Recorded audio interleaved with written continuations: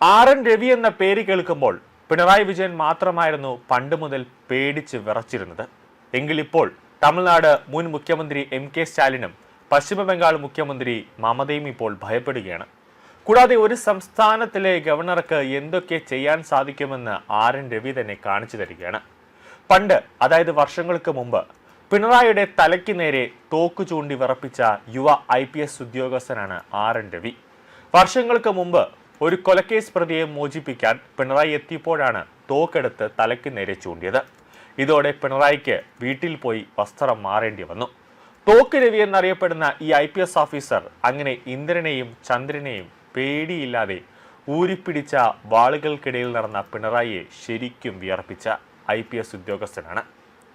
ആർ.എൻ. രവി എന്ന രവീന്ദ്ര നാരായണ രവി എന്ന മുൻ IPS ഓഫീസർ കേരളത്തിൽ പണ്ട് ആലപ്പുഴയിലും തലശ്ശേരിയിലും ജോലി ചെയ്തിരുന്നു. പിന്നീട് സർവീസിൽ നിന്ന് വിരമിച്ച ശേഷമാണ് മോദി ഈ ഉദ്യോഗസ്ഥനെ തമിഴ്നാട് ഗവർണറായി നിയമിച്ചത്.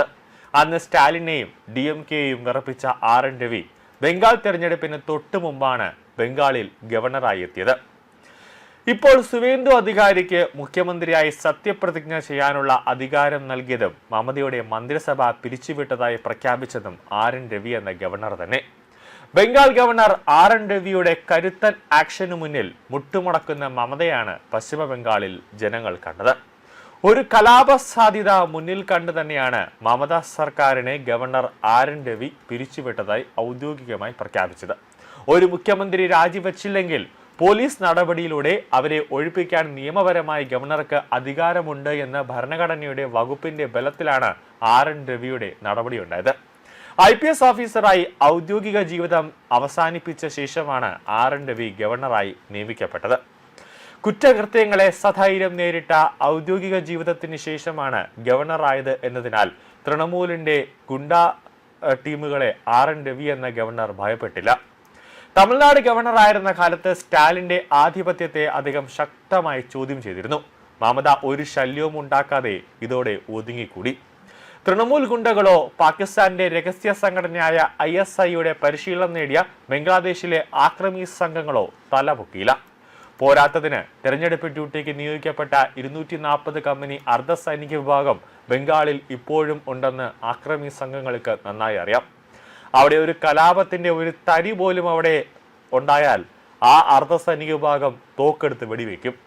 അതുകൊണ്ട് ഒരു ഗുണ്ടകളും തലപൊക്കിയില്ല. ഇതിനെല്ലാം പുറമെ എൻകൗണ്ടർ സ്പെഷ്യലിസ്റ്റ് അജയ് പാൽ ശർമ്മയുമുണ്ട്.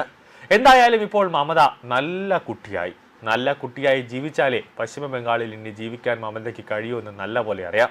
സുവേന്ദു അധികാരി മുഖ്യമന്ത്രിയായി സത്യപ്രതിജ്ഞ ചെയ്തതോടെ മുഖ്യമന്ത്രി പദവി മമതയ്ക്ക് നഷ്ടമായി എന്ന ഒരു യാഥാർത്ഥ്യം, ആ ഒരു ബോധം മമതയ്ക്ക് ഉണ്ടായി. ഇപ്പോൾ മമതയുടെ സമൂഹ മാധ്യമ പേജിൽ ബംഗാൾ മുഖ്യമന്ത്രി എന്ന വിശേഷണം നീക്കി. പകരം 2011, 2016, 2021 എന്നിങ്ങനെ മുമ്പ് 3 തവണ മുഖ്യമന്ത്രിയായിരുന്നു എന്നാണ് പുതിയ വിശേഷണം. അത് മമതയുടെ സമൂഹ മാധ്യമ പേജിൽ മമത ചേർത്തിട്ടുണ്ട്. അപ്പോൾ താടിയുള്ളപ്പനെ മമതയ്ക്ക് പേടിയുണ്ട് എന്ന അർത്ഥം എന്നതാണ് ഇവിടെ വരുന്ന ഒരു പ്രധാനപ്പെട്ട കാര്യം. BJPയെ പേടിയില്ല, നരേന്ദ്രമോദിയെ പേടിയില്ല, അമിത്ഷായെ പേടിയില്ല എന്നൊക്കെ പറഞ്ഞപ്പോൾ അമിത്ഷാ വന്ന് അവിടെ 2 ആഴ്ച പശ്ചിമ ബംഗാളിൽ ക്യാമ്പ് ചെയ്തതേ ഉള്ളൂ. മമതയുടെ സകല റിലയും പോയി. അതോടെ ആർ.എൻ. രവി ഗവർണറുടെ ഒരു അധികാരം എടുത്തപ്പോൾ മമത മൊത്തത്തിൽ തന്നെ ഒന്ന് ഒതുങ്ങി.